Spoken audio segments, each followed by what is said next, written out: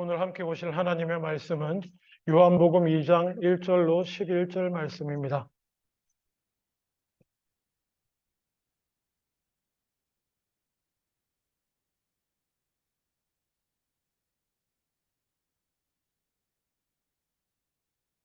제가 가진 성경으로는 신약 성경 144페이지 요한복음 2장 1절로 11절 말씀 제가 봉독합니다. 사흘째 되던 날 갈릴리 가나에 호르레가 있어 예수의 어머니도 거기 계시고 예수와 그 제자들도 혼례의 청함을 받았더니 포도주가 떨어진지라.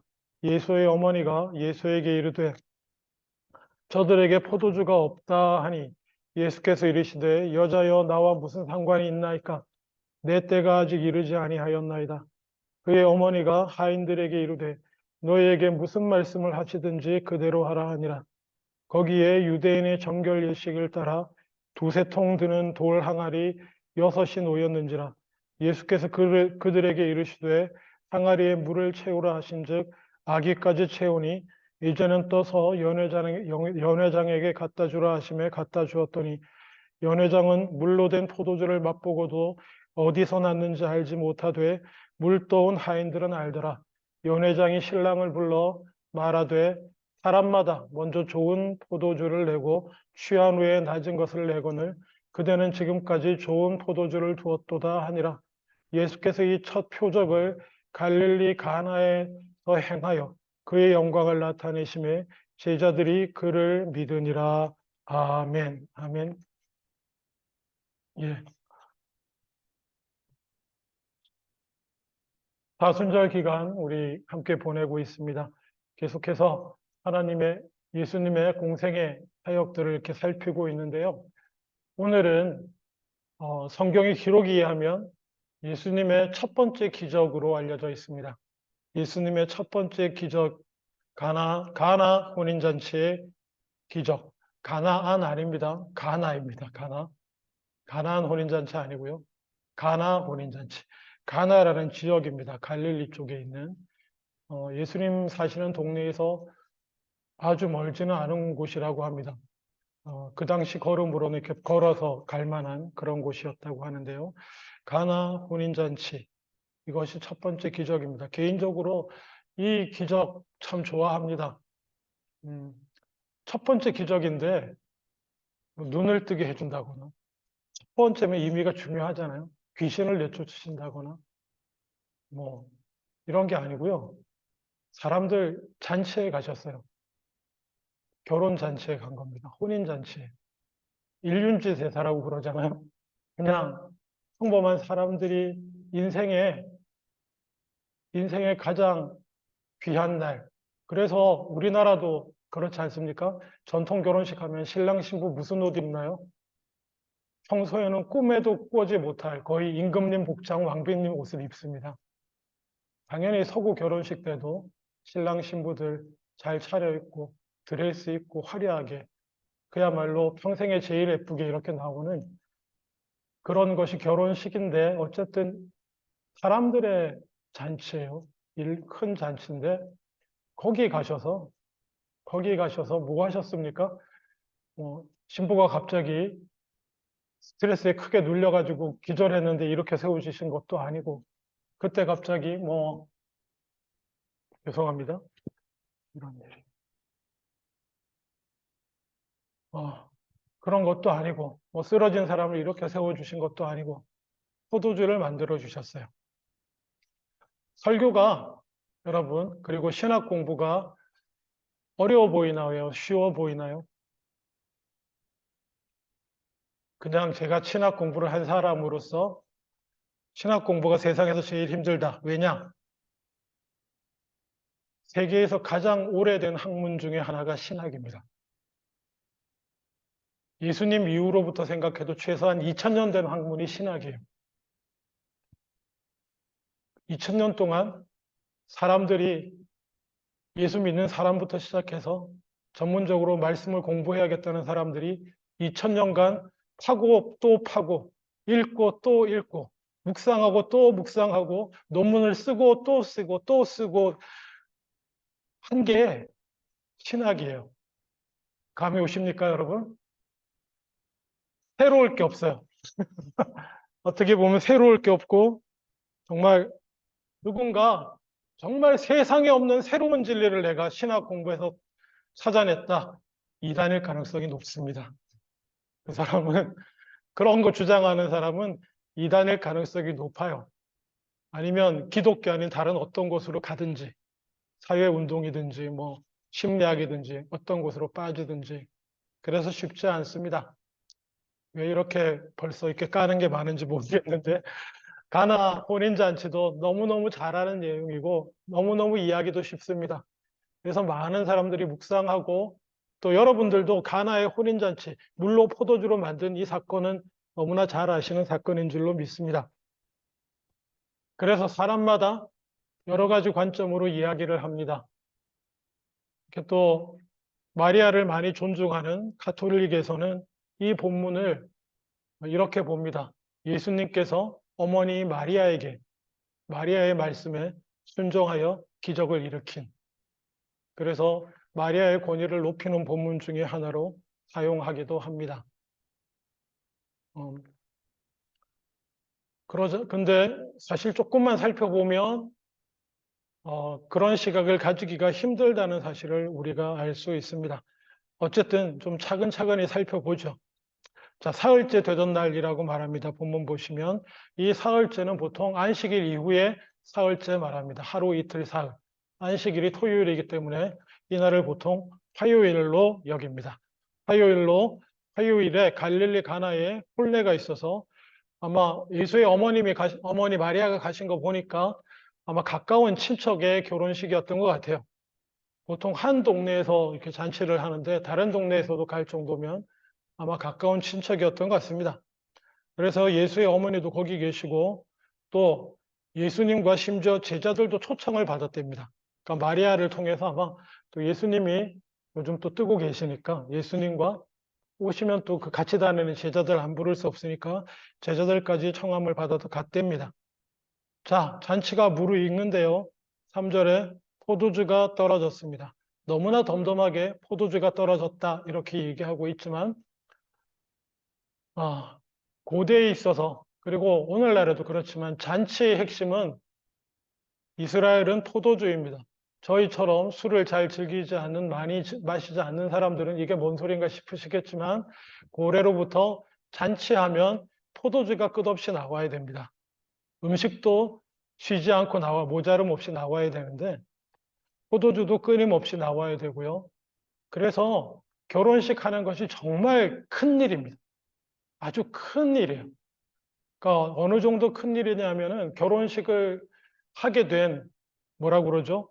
주최자는 보통 신랑의 아버지 어느 정도로 준비해야 되냐면 동네 사람들 다 불러가지고 특히 유대의 결혼식은 길게는 일주일까지 했다고 합니다. 부자들은 일주일 했겠지만 하여튼 그 정도까지는 아니더라도 어쨌든 최소한 하루 이상은 동네 사람들 다 와서 한 그릇씩 먹고 술 마시고 이러고 가야 돼요. 우리나라 시골 결혼식도 아마 이런 분위기였을 것 같은데 제 기억에 그랬었던 것 같습니다만은 이렇게 돼야 되는 것입니다. 그리고 잔치의 흥을 돋구는 것이 포도주입니다. 정말 포도주입니다. 먹으면 취하는. 예? 그러니까 흥이 나고 잔치의 분위기를 계속 연결시켜 주는 거죠. 그런데 포도주가 떨어지면 아주 곤란해집니다. 그야말로 잔치 끝나는 겁니다. 신나고 흥겨운 잔치가 그리고 결혼하는 내 자녀에게 가장 기쁘고 즐거워야 할 날이 그냥 분위기 왜 이래 이렇게 칙칙해지는 그냥 한순간에 잔치가 안 돼 버리는 그런 상황을 맞이하게 되는 것입니다. 그리고 기록에 의하면 제가 원문을 찾아보지 못했지만 그런 기록도 있대요. 잔치집에 놀러 갔는데 포도주가 떨어진 것에 대해서 손님이 고소한 경우도 있다고 합니다. 상상이 안 가시죠? 잔치가 왜 이래? 잘 이해가 안 가는데 하여튼 뭐 그 정도로 포도주가 중요했다고 합니다. 그래서 예수의 어머니가 예수님께 오셔서 포도주가 없다. 이게 무슨 뜻일까요? 예수의 어머니 마리아가 예수님께 와서 예수님에게 포도주가 없다. 여러 가지로 생각할 수 있습니다. 거기 상상력을 더해서 예수님 어머니 마리아가 예수님에게 포도주가 없으니 네가 포도주를 좀 만들렴. 이렇게 부탁하러 왔다? 그렇습니까? 그런 느낌도 살짝 있을 수 있지만 저는 이렇게 생각합니다. 포도주가 떨어졌다는구나. 무슨 말씀 이해하시죠? 포도주를 만들어라. 이거 어떡할까? 이거보다 아이고 이 잔치인데 친척 잔치잖아요. 잔치인데 아이고 포도주가 떨어졌다네. 이러고 그냥 아들한테 와서 얘기한 거라고 저는 생각합니다. 포도주가 떨어지면 대책을 세워야 됩니다. 어떡합니까? 그 주체자, 신랑 아버지든지 뭐 신랑의 형제든지 조카든지 막 남자들 돌아다니면서 포도주 구해와야 돼요. 바닥을 보이기 시작하면. 그런 의미에서 예수님께도 한마디 하셨을 수도 있습니다. 포도주 떨어졌다는구나. 이렇게 얘기할 수 있습니다. 근데 아마 포도주 문제에 대해서 이렇게 얘기를 하니까 4절에 예수님의 대답이 놀랍습니다. 예수께서 이르시되 여자여 나와 무슨 상관이 있습니까? 어떤 번역은 여자여를 어머니로 해놨습니다. 그거는 그냥 잘못된 왜곡입니다. 여기 어머니라는 단어는 헬라어로 메테르라는 단어가 따로 있습니다. 그런데 여기서는 귀네라고 말합니다. 귀네. 그냥 여자여라고 표현되어 있는데 그야 쉽게 말로 미시즈 이런 뜻이에요. 그냥 여성을 향한 존칭이에요. 여자를 향한 그냥 보통 여자를 향한 남자분, 여자분 할 때 존칭입니다. 어머니라고 하지 않습니다. 여자여 나와 무슨 상관이 있습니까? 아니 이런 불효막심한 유교국 출신의 우리가 그래도 육신의 어머니한테 여자여라니 라고 말할 수 있지만 이것은 이렇게 이해하시면 됩니다. 예수님께서 아들로서 이 장면에 서시고자 한 것이 아니고 하나님의 아들, 보냄받은 메시아, 성자로서 마리아 앞에 쓰신 것을 표현한 겁니다. 그렇지만 존중하는 표현으로 여자여. 이런 거죠. 제 어머니 권사님이시고 저한테 귀한 얘기도 많이 해주시는데 교회에서 가끔 저는 어머니 그러지 않습니다. 이 권사님 이렇게 말할 때가 있습니다. 그 얘기는 무슨 뜻입니까? 이건 교회고 이 자리에서 저는 목사고요. 그리고 이 교회에서 어머니는 권사로서 지금부터 제 얘기를 들어주시기 바랍니다. 이런 의미가 되겠죠. 그렇죠. 저 좀 그렇게 이해하시면 좋겠다는 생각이 듭니다. 이 순간에 포도주 문제를 어머니가 얘기했을 때 예수님은 어머니라고 말하지 않고 여자요. 이제 지금부터 제가 하는 이야기는 하나님의 말씀입니다. 성자 하나님의 말씀이고 그러니까 들으십시오 라는 의미가 강할 수 있습니다. 그래서 나와 무슨 상관이 있나이까? 아무 상관이 없습니다. 그러면서 내 때가 이르지 아니하였나이다. 포도주 없어진 것은 나랑 상관이 없습니다. 라고 말합니다. 사람들 잔치에 포도주 떨어진 것하고 성자 나와 구원의 사역과 무슨 상관이 있습니까? 이런 뜻일 수도 있겠고요. 어쨌든 중요한 것은 때가 아직 이르지 않았기 때문에 저와 상관이 없는 일입니다. 이렇게 표현한 것일 수도 있습니다. 자, 이것도 어렵습니다. 때가 이르지 아니하였다. 무슨 말일까요? 여러 가지 말들이 있습니다.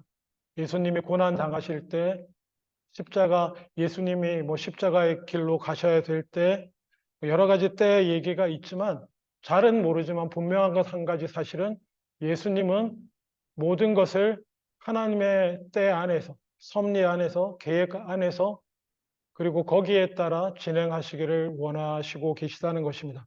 구체적인 것이 어떤 내용인지 모르지만 예수님은 그의 기적을 행하실 계획이 그의 능력을 사람들에게 드러내고 하나님께 영광 돌릴 내용, 그 계획이 따로 있으셨던 것 같아요. 분명히 따로 있으셨습니다. 그리고 가나안 혼인잔치에서 물을 포도주 떨어진 것에 대한 대책을 세워야 되는 이 일은 본인의 계획에 없는 거예요. 그렇게 얘기가 됐습니다. 근데 그때 어머니가 하인들에게 이르되 그냥 무슨 말씀을 하시든지 그대로 하라고 하고 갑니다.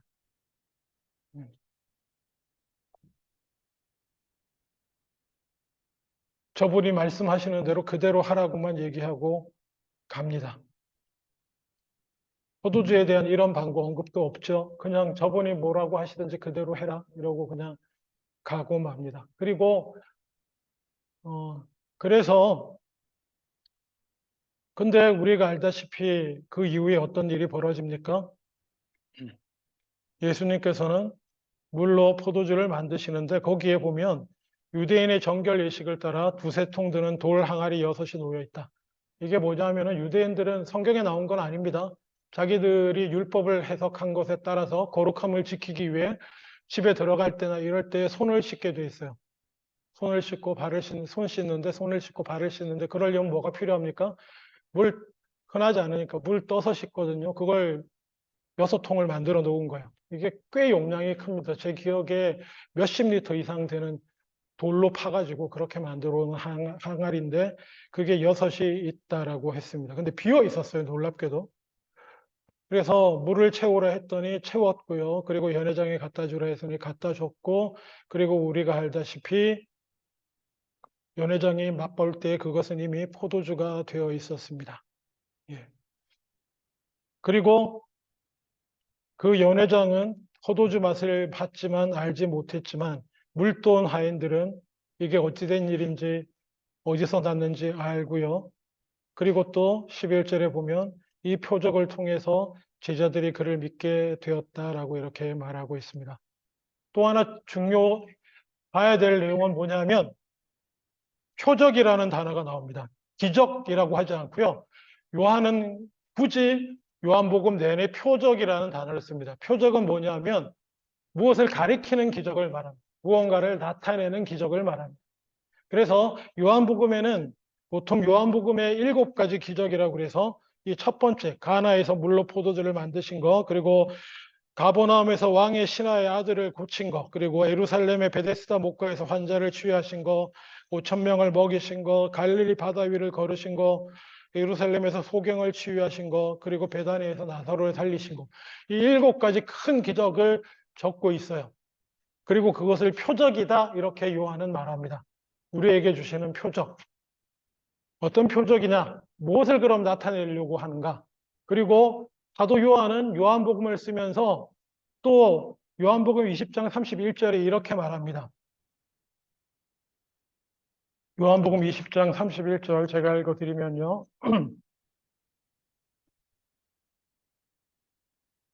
30절부터 예수께서 제자들 앞에서 이 책에 요한복음이죠. 이 책에 기록되지 아니한 다른 표적도 많이 행하셨으나 오직 이곳을 기록함은 너희로 예수께서 하나님의 아들 그리스도이심을 믿게 하려 하며 또 너희로 믿고 그 이름을 힘입어 영생을 얻게 하려 함이니라. 아멘.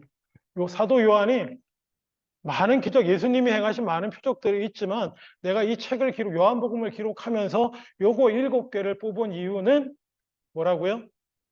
예수가 하나님의 아들 그리스도이심을 믿고 그로 인해 너희가 생명을 얻게 하려고 그렇게 그 드러날 만한 것을 이렇게 추려냈다. 이렇게 사도 요한이 직접 설명해 주고 있습니다. 따라서 가나 혼인잔치의 이 포도주 사건도 뭡니까? 예수님이 어떤 분이심을 보여주기 위해서라는 것입니다. 그러면 이 본문을 여러분이 어떻게 이해하여도 큰 문제가 없을 줄로 믿습니다. 예수님이 어떤 분이신가를 보여주는 거예요. 예수님이 하나님의 아들이고 그리스도이심을 보여주기 위한 기적 내용 중에 하나라는 것입니다. 자, 예수님 어떤 분이십니까? 너무 쉬운 것부터 해보죠. 예수님 어떤 분이세요? 말씀으로 물로 포도주를 바꿀 수 있는 분입니다. 그렇죠? 말씀으로 물을 포도주로 바꿀 수 있는 능력의 분이시고 조금 더 나가다 보면 뭡니까? 그 말씀으로 그 말씀의 능력으로 뭐예요? 가라앉고 침울했던 잔치 분위기에 다시 무엇을 불어넣었습니까? 기쁨을 불어넣으신 분이에요. 잔치를 살려주신 분이에요. 기쁨을 불어넣으신 그 능력으로 불어넣으신 분이 예수님입니다. 그리고 여기서 또 하나 우리가 생각할 게 예수님은 자신과 상관 있는 일과 상관없는 일이 있으신 분입니다. 방금 말했잖아요. 나와 무슨 상관이 있습니까? 엄밀히 말해서 물을 포도주로 바꾸는 것은 예수님의 본래 사역과 별 상관이 없는 일이었던 듯 합니다. 이 비슷한 표현이 누가복음 12장 13절에서 15절에도 나옵니다. 제가 읽어드리면 우리 중에 한 사람이 이르되 선생님 내 형을 명하여 유산을 나와 나누게 하소서 하니 어떤 사람이 유산 나누는 문제에 불만이 있어가지고 형이 뭐 법으로 한 것보다 많이 가져갔거나 그랬나 봐요. 예수님한테 찾아와가지고 예수님 제가 이런 억울한 일을 당했습니다. 형이 욕심을 부려 유산을 가져갔는데 주님 예수님께 뭘 요구한 겁니까? 정의로운 판단을 원했잖아요. 공의로운 판단을 원했습니다. 근데 예수님은 이 사람의 부탁에 대해서 어떻게 반응하셨을까요? 이 사람의 판단에 대해서 나랑 무슨 상관이냐 그러셨나요? 아니면 판단 어떻게 해주셨을까요? 14절 보면 누가복음 12장 14절 이르시되 이 사람아 누가 나를 너희의 재판장이나 물건 나누는 자로 세웠느냐 하시고 비슷한 느낌 아닙니까? 나랑 상관없다. 너희 재산 분배 문제 그게 나랑 무슨 상관이냐? 누가 나를 너희 재판장이나 물건 나누는 자로 세웠느냐? 주님 이거는 정의의 문제 아닙니까? 형이 제 몫을 많이 가져갔는데요. 상관없다고 말씀하세요. 그리고 15절에 그들에게 이르시되 삼가 모든 탐심을 물리치라. 사람의 생명이 그 소유에 넉넉한 데 있지 아니하니. 나는 그런 걸 위해서 세움받은 사람이 아니다. 너의 재물 누가 많이 갖고 누가 적게 갖고 잔치에 술 떨어지고 이런 거 갖고 하려는 있는 게 아니다. 내가 이 땅에 온 이유는 너희의 죄악 때문이다. 왜 형하고 소송이 벌어지니? 뭐가 문제지? 소송이 왜 벌어져요? 아니 형이 탐심이 있어서 아니 너도 탐심을 벌여야 돼. 나는 이것을 위해 왔다는 거예요. 예수님의 있는 그대로 받으시면 그렇습니다. 정의를 이루는 거 아닙니까? 아니 너 안에 탐심을 버려. 나는 너희 물건 나눠주기, 재물 공정하게 나눠주는 이 일들 하러 온 사람이 아니다. 엄밀히 말하면. 우리가 얼마나 예수님 앞에서 이런 문제를 가지고 얘기할 때가 많습니까? 그리고 어떤 경우는 정말 있어야 할 포도주가 없어서 난감해진 상황, 그런 상황을 가지고 주님 앞에 나갈 때가 있지 않습니까? 주님께서 말씀으로 이 모든 것들을 해결하실 수 있는 분이에요. 맞습니다. 말씀으로 물을 포도주로 만드실 수 있고요.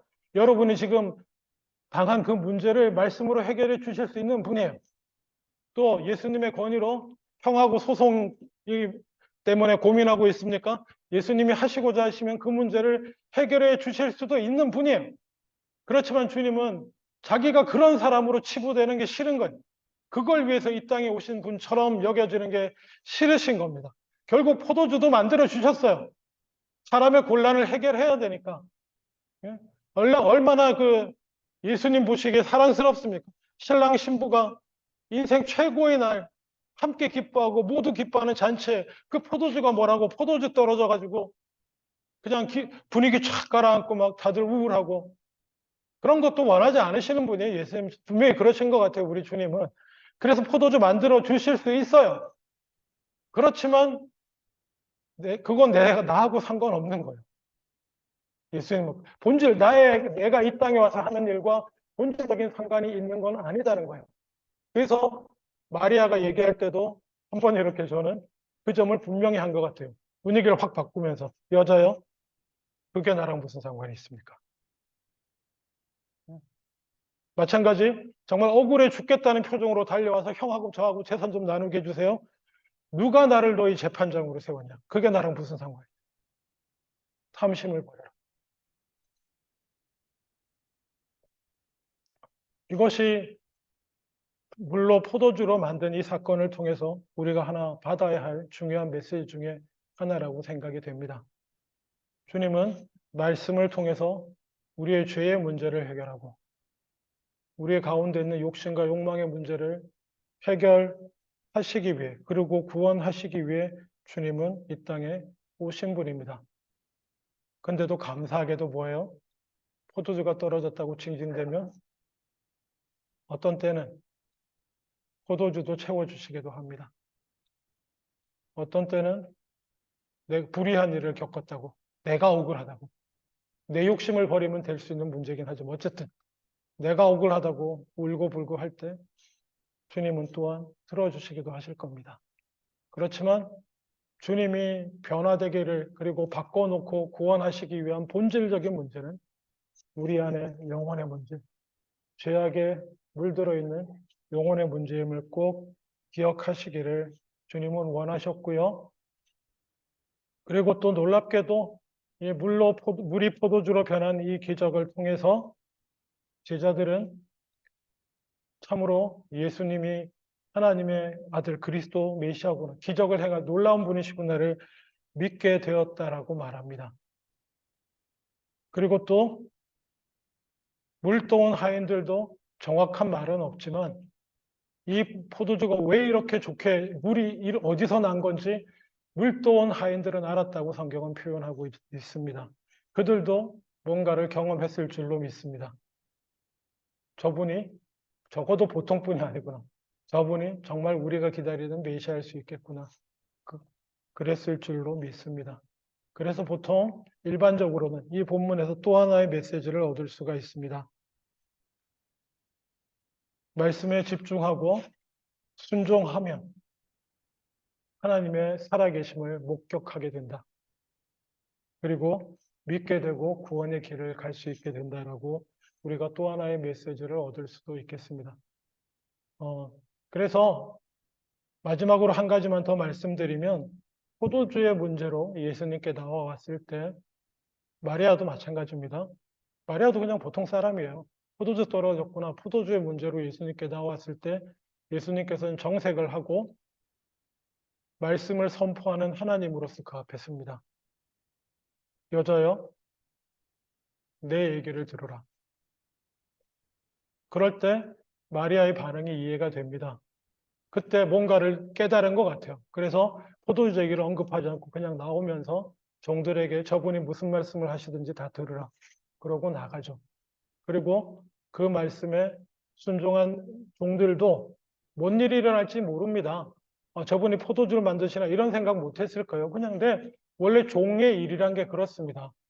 의도 파악 같은 거 안 합니다. 시키는 대로 합니다. 저분이 시키는 대로 하니까 이번엔 저분이 시키는 대로 해야지. 가서 시키는 대로 했어요. 물 떠서 저기 채워라. 채웠습니다. 다시 떠서 갖다 주라. 갖다 줬더니 연회장이 맛있다고 좋아한다는 것입니다. 그 놀라운 순종 가운데 하나님의 기적을 경험하고 그리고 그들도 변화되고 제자들도 믿음으로 구원받는 놀라운 결과를 얻은 것입니다. 말씀을 맺겠습니다.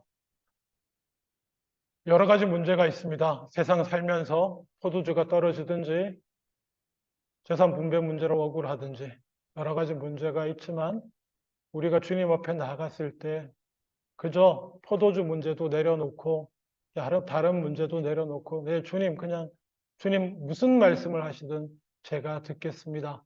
라는 자세로 주님 앞에 무릎 꿇고 나아갈 때에 주님은 안 그래 주실 것 같은데 나랑 무슨 상관인데 라고 하실 것 같음에도 하셨음에도 포도주도 채워주시고 억울한 문제도 해결해 주실 줄로 믿습니다. 저는 그래서 이 본문이 참 좋습니다. 참 좋습니다. 포도주 없어진 게 나랑 무슨 상관이냐. 그래도 채워주십니다. 기도하겠습니다. 아버지 하나님, 첫 번째 기적, 그냥 사람들, 인간들 잔치 가운데서 주님의 긍휼하심과 자비와 사랑을 나타내 주시는 포도주를 만드시는 기적이었음을 이래 아버지 하나님 감사합니다. 연약한 우리들, 여전히 죄악과 탐심 가운데 벗어나지 못하고 발버둥치는 우리들, 그래도 불쌍히 여기시고 문제의 핵심이 뭔지도 모르고 그냥 포도주 떨어진 거 걱정하고 억울한 거 걱정하고 이러는 저희들, 그래도 그 기도 들어주시는 주님의 자비하심을 기억하고 감사합니다. 감사드리며 예수님 이름으로 기도합니다. 아멘.